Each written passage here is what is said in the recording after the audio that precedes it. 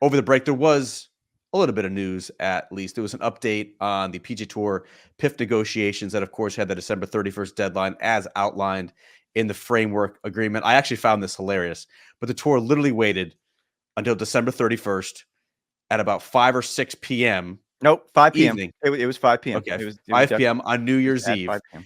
to provide an update to the membership. I found this to kind of be the bold-faced headline coming out of that memo from Jay Monahan, the PGA Tour commissioner. Quote, "We are working to extend our negotiations into next year based on the progress we have made to date." Does not outline a specific new date for a deadline. You would think they would want this wrapped up by the Masters. Actually, you'd think they would want this wrapped up the month before at the Players' Championship, the PGA Tour's flagship event, and where they tend to like to roll out their bright and shiny new toys. What'd you make of this? Well, the timing got me first. I think you and I both have talked about it. I have numerous sources at the tour that have told me all along that December 31st was very much a soft deadline, that they just put it in there as sort of a benchmark. I've been told that in these types of negotiations, you have to be working towards something. They can't be open-ended, because if not, the lawyers will let this go on forever. So in this particular case, they had to put something in there. I also was told, like, this is very complicated. So even if they did come up with something before December 31st, it wasn't going to be detailed. We weren't going to know exactly what the new entity was going to look like. It was going to be more of a financial agreement at that point. The fact that they kicked the can is not surprising. I think we saw it coming for a long time. The fact they waited until 5 o'clock on December 31st. I mean, I just happened to be staring at my phone when the memo landed in my inbox, and I was just kind of shocked by it, because I had kind of assumed at that point that, oh, they're not going to make any announcement, that they're just going to wait until next week, and then they're going to come out and say something, that they're going to continue to try to work towards an agreement, whatever the case may be. It leads me to believe, well, I think we can sort of take two things from the fact that they did this at 5 o'clock. One, that the negotiations went to the wire, that apparently they are continuing to talk. There's no reason to wait till 5 if you aren't having conversations. You could have done this a week earlier and saved everyone a lot of waiting and a lot of heartache. The other half of this is the wording of the memo that you just pointed out. And that's what I took away. It's not as though the memo said, oh, we're kicking the can down the street. It was, okay, the initial deadline is December 31st to reach an agreement. We are working to extend our negotiations. I didn't know how to really write that on, New Year's Eve at 6 o'clock. And as I've just pointed out, I'm a little slothy. Probably had a cocktail or two, if I'm being completely honest. I did not read that with the idea being, oh, like this is definitely going into next year. They're going to continue negotiations. We are working to extend the deadline. We have not extended, past tense, definitive. We are working to extend. We didn't see any update from LIV. We didn't see any update from the PIF. This is the PGA Tour saying we are working to extend. I found that actually interesting as well.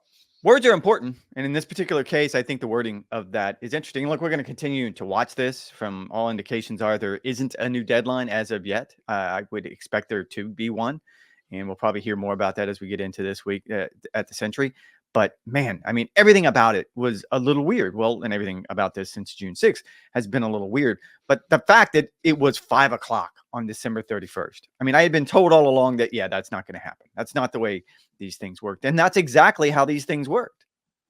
The big question that I have, Rex, after reading the memo, after seeing how this has all gone down, after seeing kind of no indication from the LIV or PIF side, and I don't think it's a question that's going to be answered anytime soon, is do they have some sort of moratorium on poaching more PGA Tour players? Like, LIV could continue to strong arm the PGA Tour in negotiations by plucking off a handful more guys to round out its 2024 roster. LIV's not playing its first event for another month. If you wanted to keep putting the squeeze on the tour, you would continue to go after these guys until the tour is in a position that it absolutely has to acquiesce to whatever LIV and the PIF is asking for. I'm not sure if by working to extend the negotiations, if that's some sort of clause in there where there's some sort of détente, but I would find that very interesting, because if these are ongoing negotiations, if it could still be contentious, I still believe PIF could even apply more pressure on the tour.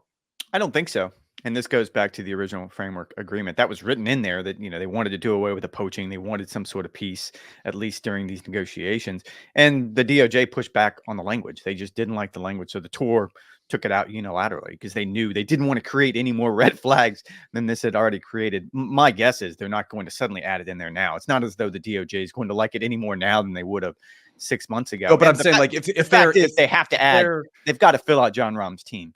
Anyway, I think we discussed this. I mean, I think it's safe to say one of those players is probably going to have come from the promotions event.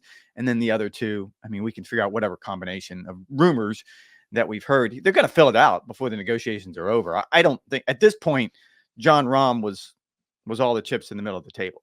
I don't know if you can come up with another chip that's really going to make that big of a difference because the message was clear. You don't need to say it any louder. Like, we're here to stay. Maybe, but I just think if you're at the finish line, if you're continuing to negotiate up until 4:59 p.m. Eastern time on New Year's Eve, and you still continue to poach players from the PGA Tour while you're this close, to me, that would not be operating in good faith. I'm just curious if there's some sort of like handshake agreement. I'm not sure there's anything formal, any sort of legal clause, but if there's just kind of an understanding, hey, I think we're good here. We're not going to continue to make any more runs at player XYZ on the PGA Tour. And I think, and again, this goes to the idea that these negotiations aren't going to be done by the time they play the first event.